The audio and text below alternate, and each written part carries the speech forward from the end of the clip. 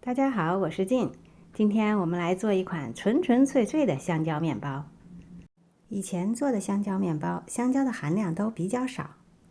今天我们只用香蕉和面粉，完全不用鸡蛋、牛奶、黄油和糖。起因就是家里有4个这样熟透的香蕉，没有人吃。4个香蕉去皮后，大约390克，用叉子压成香蕉泥。加入1.5小勺活性干酵母，大约4.5克，和香蕉泥混合在一起。混合好后，加入400克高筋面粉。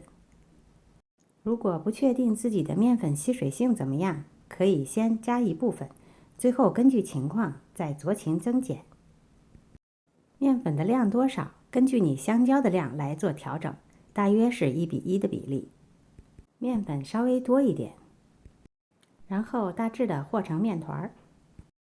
面团比较粘手，不用一次性的揉光滑。大致揉好后，让面团休息10分钟。10分钟后再来揉面。如果特别粘手，可以在手上稍微沾一些油。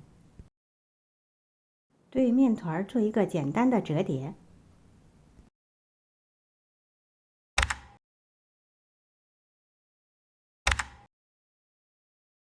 然后让面团再一次休息10分钟。10分钟后再次的揉面。经过2次的休息，面团逐渐的有了一些筋性。这时候再揉面非常容易揉得光滑。还是用简单的折叠的方法，大约1-2分钟就可以了。揉好后加盖放置温暖处，让面团发酵至2倍大。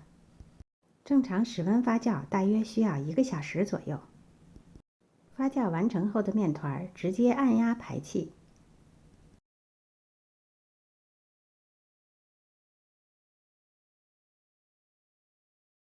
移至操作板上，把面团整理成一个正方形的大厚片，然后均分成16份。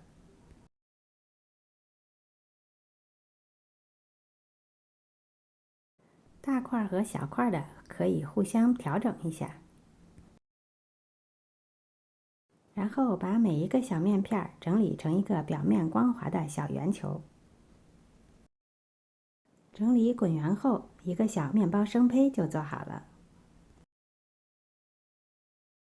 同样的方法把剩余的面片全部做完。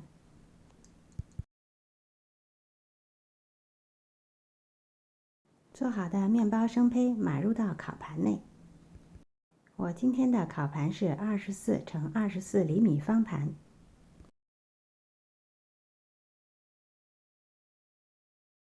码好后加盖餐巾布，让它最终发酵至1.5倍大，大约需要40分钟左右。